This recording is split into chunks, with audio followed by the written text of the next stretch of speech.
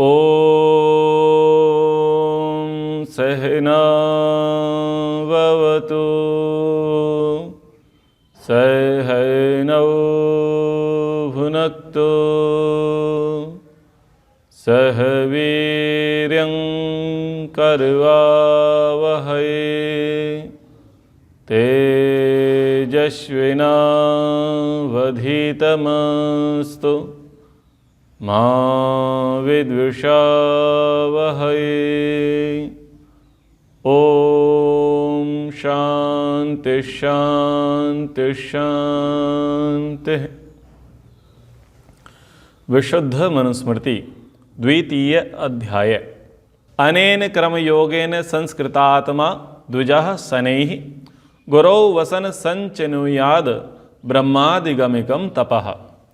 अनेन क्रमयोगेन पूर्वोक्त प्रकार से संस्कृतात्मा द्विजः उपनयन संस्कार में दीक्षित द्विज बालक बालिका गुरु वसन गुरुकुल में रहते हुए शनैः उत्तरोत्तर ब्रह्मादिगमिकम तपः विद्या और वेदार्थ ज्ञान की प्राप्ति रूप तप को संचिनुयाद बढ़ाते जाएं।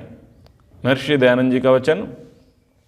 इसी प्रकार से कृतोपनयन द्विज कुमार और ब्रह्मचारिणी कन्या धीरे धीरे वेदार्थ के ज्ञान रूप उत्तम तप को बढ़ाते चले जाएं। इसी प्रकार से, किस प्रकार से? द्रोह ना करना, मन से किसी के प्रति द्वेष भाव ना रखें, शरीर से किसी को पीड़ा ना देवें, वाणी से किसी के प्रति कठोर भाव ना रखें, सम्मान से बचते रहें, अपमान को अपना समझते रहें कि ये हमारी उन्नति में साधक है। तो पढ़ते भी जाना है और आचरण की विद्या को भी बढ़ाते चले जाना है। यहाँ पर जो कही जा रही है बात, वो ये कह रहे हैं कि केवल किताबी ज्ञान से आप शास्त्री मत बनो, व्यवहारिक ज्ञान में भी आपको शास्त्री बनना है। पढ़ते चलो, सीखते चलो, सिखाते चलो, समझते चलो, समझाते चलो।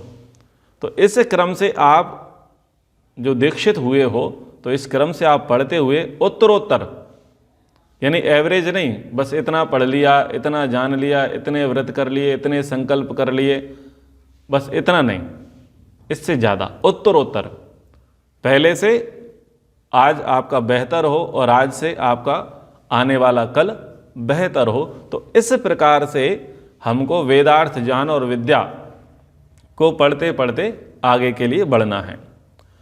और द्विज के लिए यहाँ पर वेदाभ्यास, द्विज के लिए यानी जिनका संस्कार हो गया है, उपनयन हो गया है, जिनका वेदारंभ हो गया है, उन द्विजों के लिए वेदाभ्यास की अनिवार्यता के विषय में लिखा।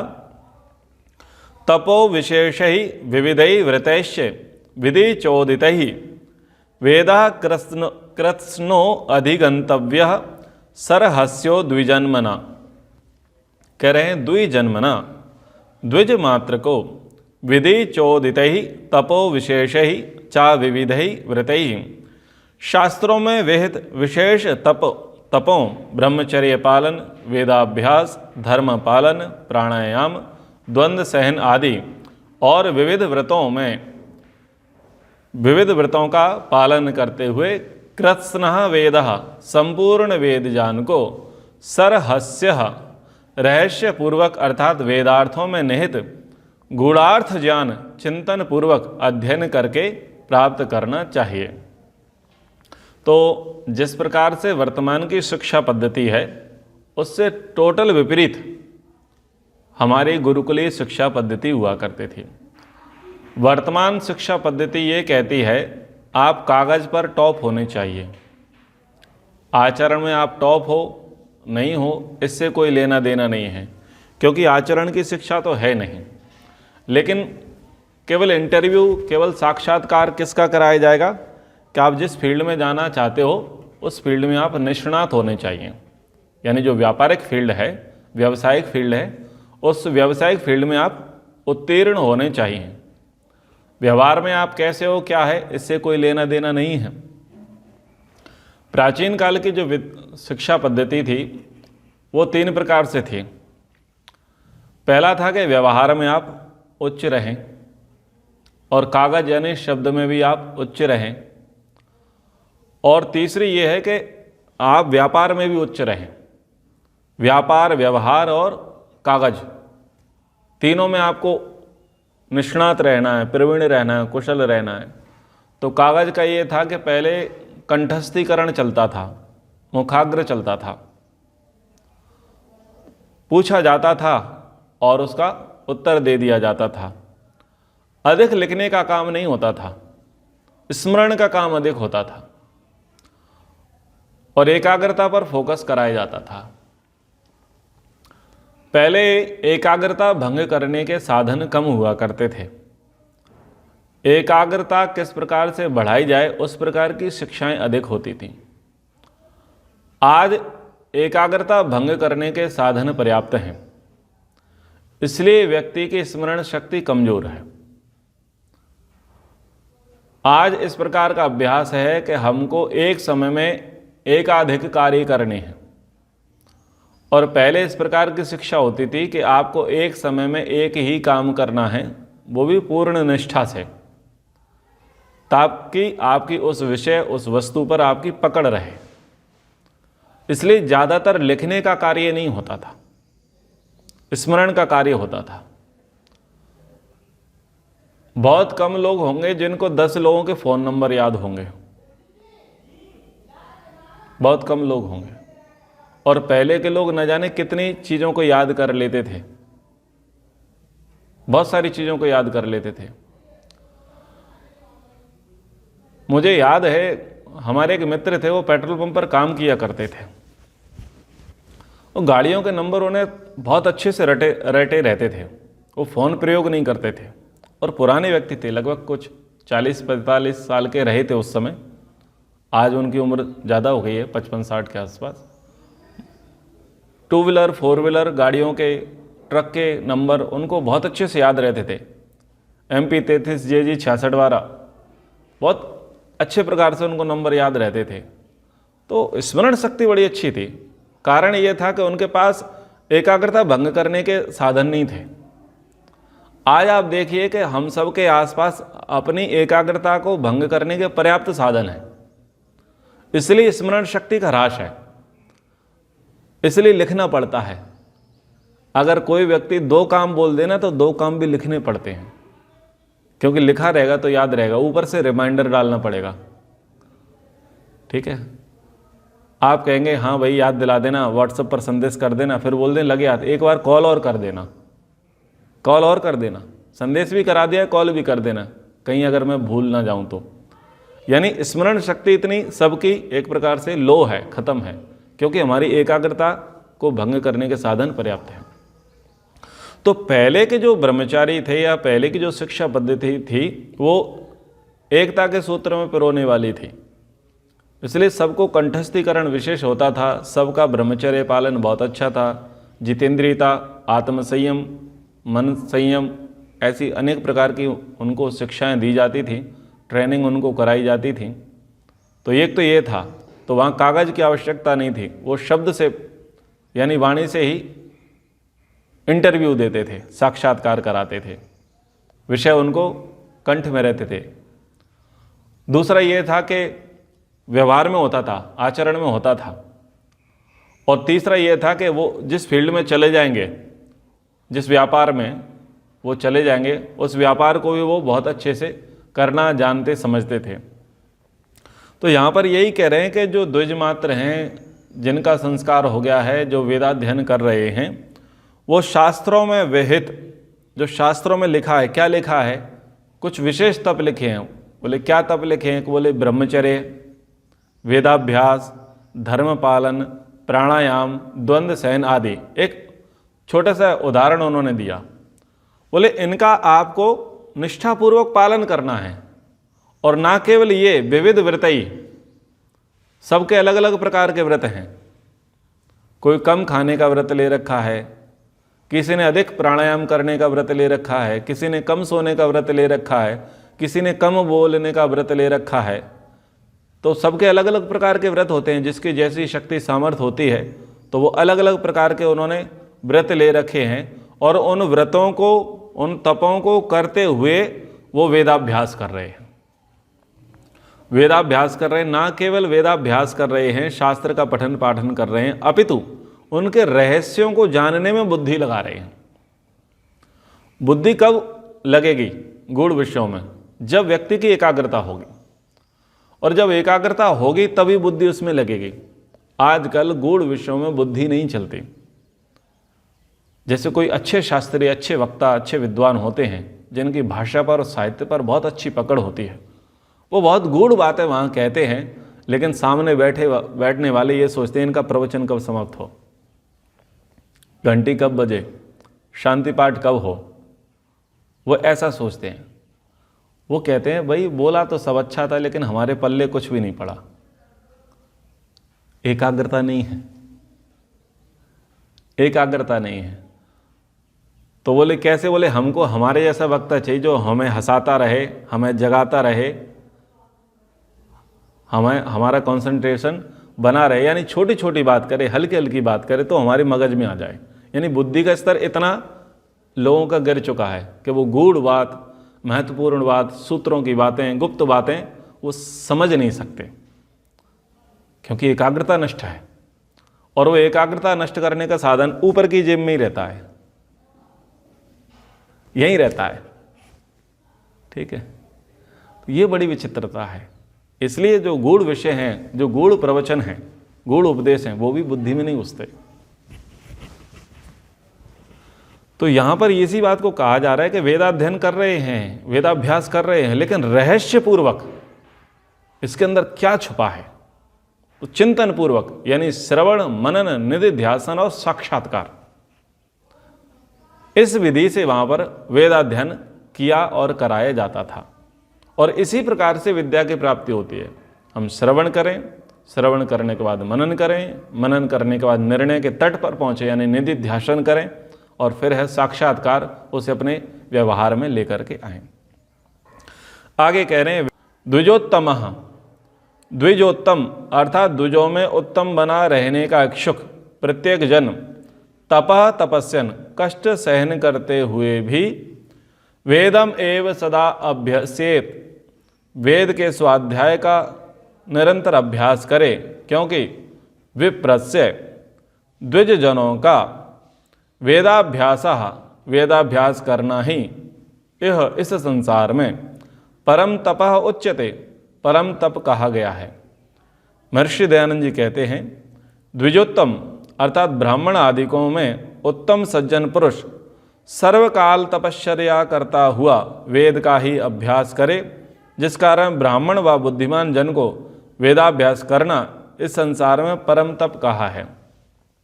तो अब यहाँ पर कैटेगरी की चर्चा की गई है, वर्गीकरण थोड़ा किया गया है। पहले तो क्या कहा था, सभी को करना है, जितने भी द्विज हैं उन सबको शब्द अर्थ संबंध को जानना है, वेदाभ्यास करना है, तपस्या करनी है, अनेक प्रकार के व्रतों का जीवन में पालन करना है, और व्यवहारिक शिक्षा को भी ध्यान में रखना है। जितना पढ़ते चले जाओ उतना उतना आचरण में भी उतारते चले जाओ। अब ये तो सब लोग तैयारी कर रहे हैं, तो यहाँ कंपटीशन दिखा रहे हैं कि यदि तुमको सबसे टॉप होना है, द्विजोत्तम टॉप होना है, यानी जो सामान्य है द्विज, सामान्य में कौन आ गया है आपका? ब्राह्मण है, क्षत्रिय है और वैश्य है। लेकिन इन तीनों में भी आपको टॉप करना है, द्विजों में उत्तम बनना है, तो आपको क्या करना पड़ेगा? इस काम को छोड़ना नहीं है, कष्ट सहन करना है, इनसे ज़्यादा कष्ट सहन करने, यानी इनसे ज़्यादा तपस्या करनी है, इनसे ज़्यादा आपको व्रतों का पालन करना है, और इनसे ज़्यादा निरंतरता पूर्वक आपको वेदों का स्वाध्याय करना है, और यही आपके लिए परम तप है।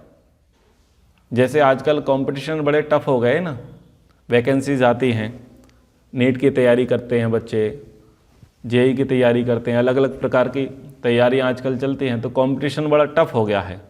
तो भाई अगर आपको शीर्षस्थ स्थान प्राप्त करना है तो जितने लोग कंपटीशन कर रहे हैं उससे ज़्यादा तुम्हें करना पड़ेगा, तो ही आपका दबदबा बन सकता है, तो ही आप उसे प्राप्त कर सकते हैं।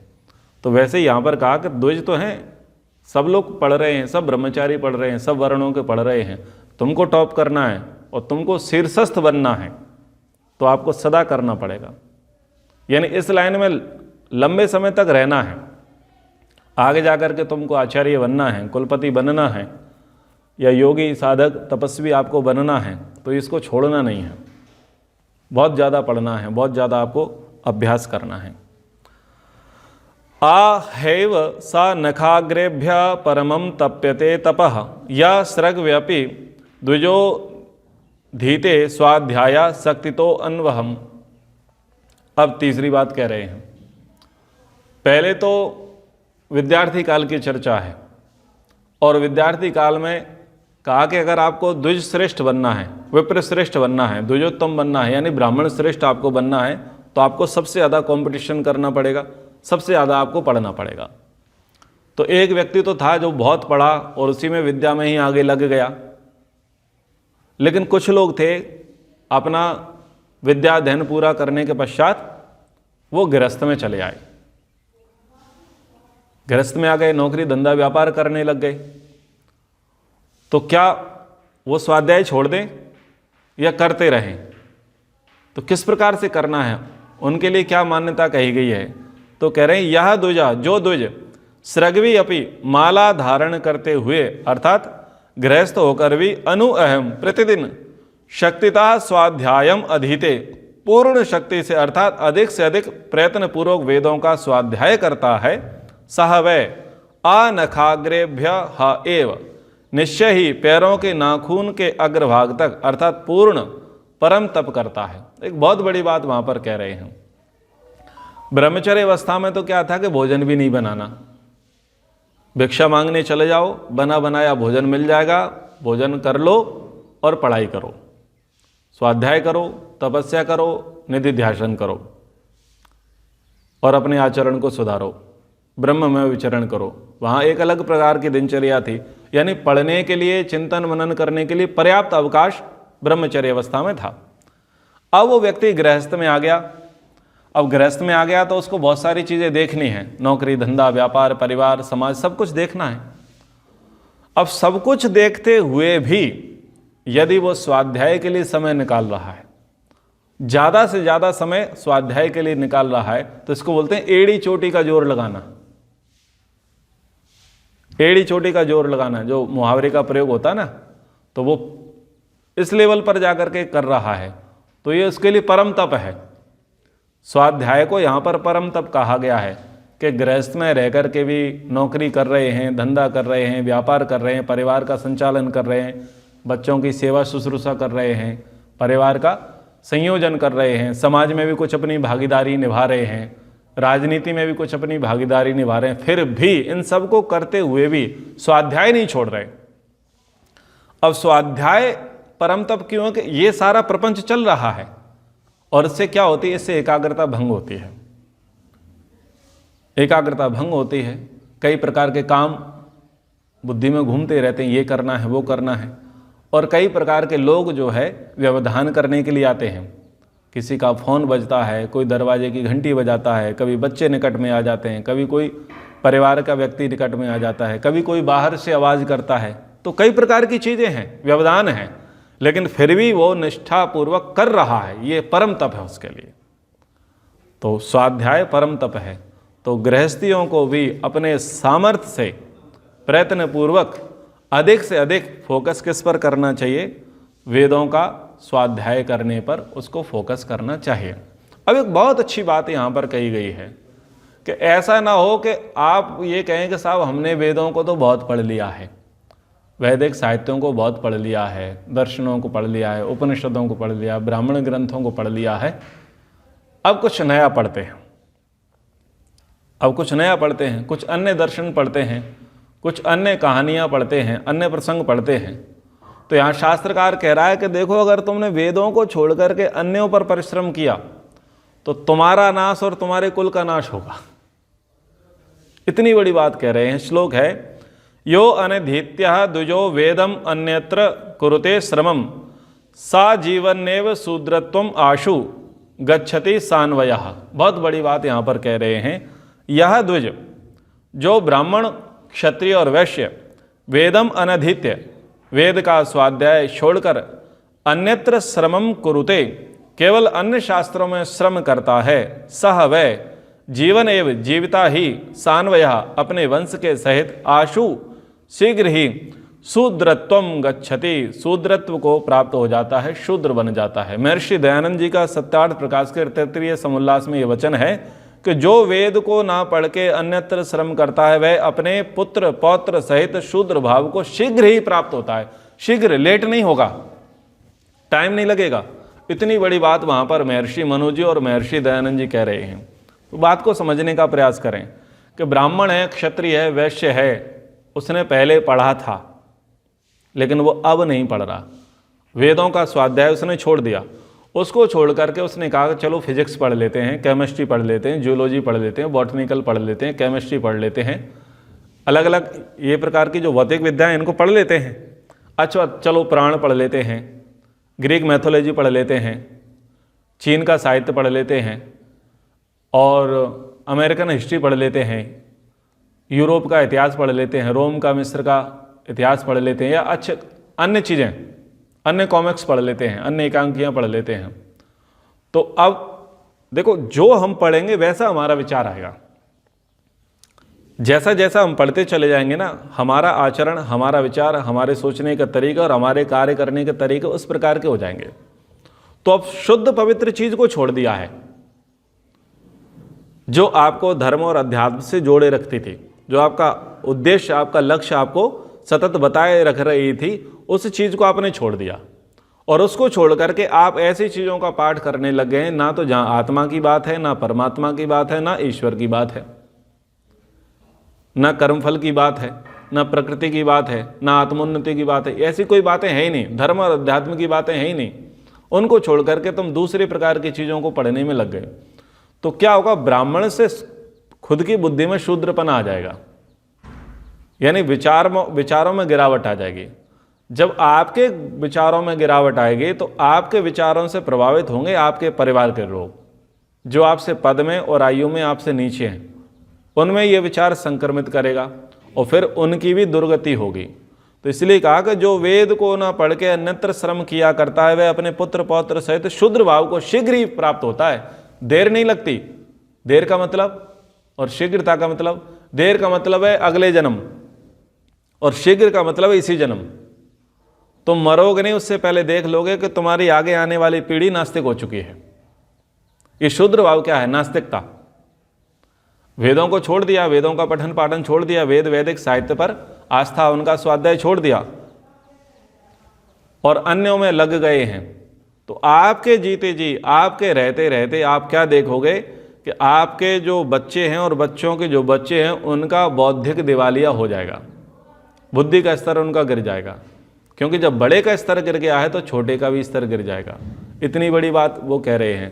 यानी आप, जैसे कि प्रायः मैं व्याख्यानों में कहता ही हूँ कि दादाजी जितने निष्ठावान आर्य समाजी हुआ करते थे, पिताजी 50% और बेटे में जाकर के वो 5% रह जाता। यानी मरणासन्न स्थिति है धार्मिकता की, यानी तीसरी पीढ़ी हमारी नास्तिक हो जा रही है। तो वो इसी कारण से है कि बड़े छोड़ रहे हैं, बड़े छोड़ रहे हैं तो छोटे अपने आप छोड़ देंगे। हमारे यहाँ जितनी भी अंध परंपरा, अंध मान्यताएं, नास्तिकता, झूठ, पाखंड, अंधविश्वास जो बड़ा है, उसका सबसे बड़ा कारण है वेदाभ्यास न करना। दुनिया के लोगों ने यही एक कुचक्र चलाया गया था कि सबको वेदों से दूर कर दिया जाए, और दूर तब ही हो सकते हैं जब वेदों के विषय में भ्रामक जानकारियां लोगों को दी जाएंगी। वेद गड़रियों के गीत हैं, वेदों में जादू टोना टोटका है, वेदों में मूर्ति पूजा है, वेदों में बलि प्रथा है, वेदों में मांस खाने का विधान है, ऐसी सी बातें कह दी गई। फिर वेद केवल कर्मकांड के विषय हैं, उससे आपको कुछ विशेष लाभ होगा नहीं। तो गलत नैरेटिव वहाँ पर सेट किया गया, फिर उससे लोगों को दूर किया गया। फिर उसका एक पैरेलल, एक विकल्प दिया गया कि उसके स्थान पर तुम ये पढ़ लो। तो बहुत सारी चीज़ें विकल्प में समाज में दे दी गई और धीरे धीरे वेदों से दूर कर दिया। फिर लोगों ने कहा जी वेद तो हैं हमारे, वेद कहाँ गए? बोले उसको तो शंकासुर नाम का दैत्य खा गया, शंकासुर नाम का दैत्य ले गया। तो ऐसी सी बातें जो है समाज में चली। अरे वेद तुम पढ़ नहीं सकते, वेद तो बहुत गजब हैं, बहुत महान हैं, बहुत तपस्या चाहिए, तुम्हारी बुद्धि का स्तर इतना नहीं है। तो अलग अलग प्रकार से लोगों को डराया गया, या तो उसको बहुत बड़ा बता दिया, या उसको बहुत छोटा बता दिया, या ये कह दिया लुप्त हो गया, अब तुम इसके स्थान पर ये पढ़ो। तो सब लोग उसके स्थान पर दूसरी चीज़ों को पढ़ने लग गए। महर्षि कपिल जी सांख्य दर्शन में लिखते हैं, इतरथा अंध परंपरा। जब वेदोपदेष्टा गुरु और वेद का अध्ययन करने वाले विद्यार्थी इस धरा पर नष्ट हो जाएंगे तो समाज में अंध परंपरा चल पड़ेगी। हमारे भारत में जो भी अंध परंपरा चल रही है उसका कारण यह है कि हमने वेदों का स्वाध्याय छोड़ दिया। दुनिया के साहित्यकारों की साहित्य हमारे घर में मिलेंगे, लेकिन हमारे घर में वेद नहीं मिलेंगे, दर्शन नहीं मिलेंगे, उपनिषद नहीं मिलेंगे, ब्राह्मण ग्रंथ नहीं मिलेंगे, उपवेद नहीं मिलेंगे। अगर यही हमारे घर में नहीं है तो हम गरीब हैं विद्या के क्षेत्र में।